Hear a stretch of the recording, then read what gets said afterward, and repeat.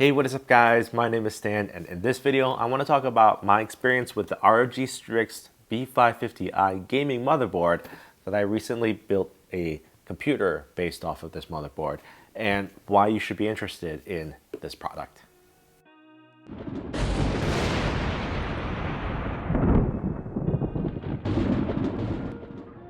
So if you are set on a mini ITX Ryzen build, you have a lot of options for motherboards. You've got many different motherboard manufacturers such as MSI, Gigabyte, Asus, a lot of options to choose from. And even if you are set on a manufacturer such as Asus, you have different chipsets. You've got B550, you've got X570. There's even within Asus, there's a lot of options. So why should you be interested in this? The B550-I gaming motherboard, or gaming B5, yeah, I got it right the first time, B550-I gaming motherboard. This is a relatively new product that came out a few months back and is based off of clearly the B550 chip. And to make things a little bit more confusing, there was a X570-I gaming motherboard that came out sometime last year based off of the X570 chipset, and is a little bit higher priced, more premium than this one right here. But I really do think this is actually the one to get, especially for mini ITX over the X570 version, and I'll tell you why. So this motherboard right here supports basically all CPUs on the AM4 platform, meaning all the way from the 1000 series all the way up to the 5950X, 16 core, 5th gen or 5000 series Zen 3 AMD processor. So meaning this is going to be good for everything. B550 generally is a lower end chipset that has PCIe 3.0 lanes coming out of the chipset, while X570 has PCIe 4.0 lanes.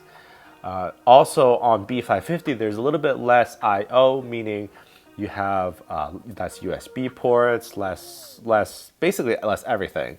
But it's also a little bit newer than X570, so just to make things a little bit more confusing, right?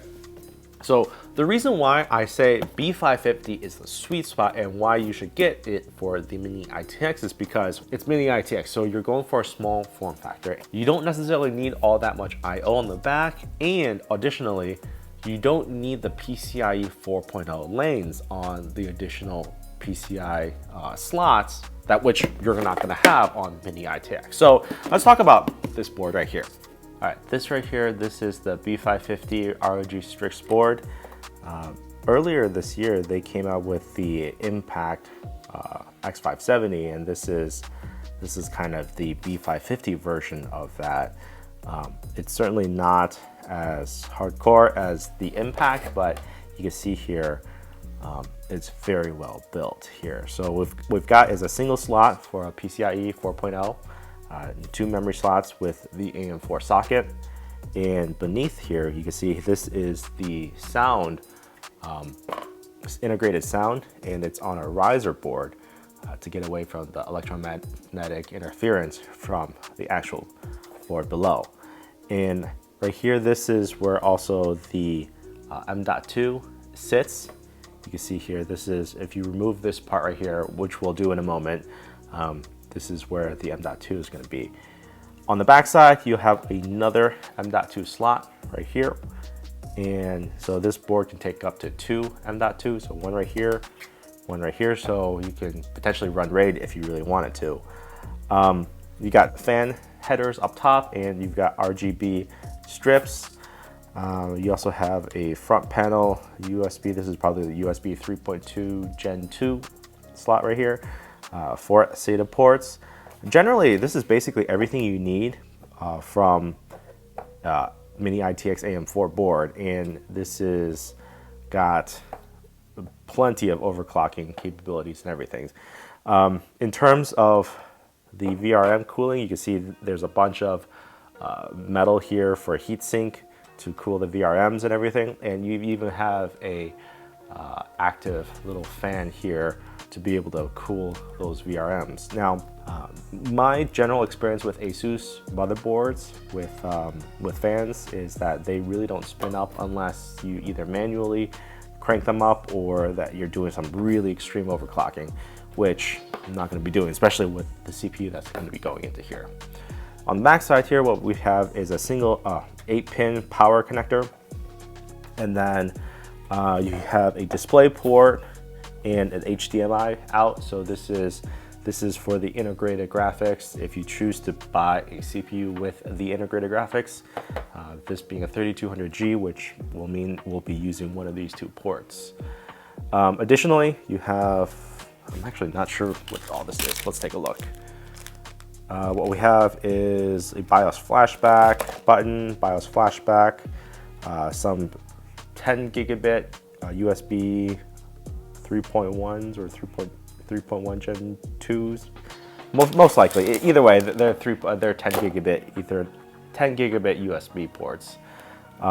You've got a regular gigabit Ethernet and a Type-C connector, Wi-Fi 6, and some built-in sound. So last but not least, on the back you have a USB Type-C port for the supplied cable, which is a USB to audio cable. I'm actually not really sure why, or the argument why you would need something like that, especially with 3 other outlets that you already have and the front panel connector. But hey, right, like more accessories. So if you wanted to use that, you certainly could. All in all, this is a very complete little package, and for the price of $229 MSRP, I think it's a pretty reasonable price, especially what you're getting in this little package right here. Other accessories that come with this motherboard include 4 SATA cables, along with some screws for standoffs for your M.2 SSDs, along with a extension cable for your RGBs headers. This motherboard does have 2 RGB headers, one addressable and one non-addressable. And speaking of ports on the motherboard, you also have 3 fan headers on this motherboard. And that's actually one of my gripes about this motherboard. Almost everything about this motherboard is perfect, except for the fan header amount or placement. And you have one for the CPU, one for the chassis, and one for the AIO pump. And my problem is that this case, for example, has 2 fans, 2 back fans, exhaust fans. The one for the AIO runs at 100% speed, so I can't really control it. One easy way to solve this is to use fan splitters. Certainly you can use a fan splitter to run to one of these headers, or you can buy a either a USB or a separate fan controller. Certainly you could do that, but to have only 3 fan headers, one of which is for the pump and runs at 100% speed, I would have liked to see a little bit more. The last thing I want to talk about is the price of this motherboard, and this coming in at $229 or $230, which is basically $60 or $70 cheaper than the X570 version of this board.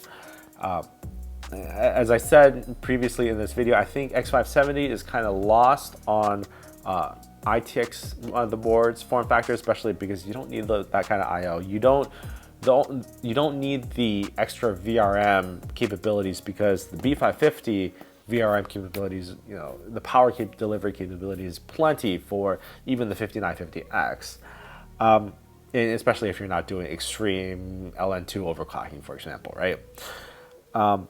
The PCIe 3.0 limitation for B550 is also kind of lost, because you do have PCIe for the PCIe slot, as well as the first M.2 SSD. So why do you need additional PCIe 4 lanes on the chipset, right? I think this is one of the best motherboards to buy, especially when you consider price and capability, and certainly a sweet spot for mini ITX motherboards.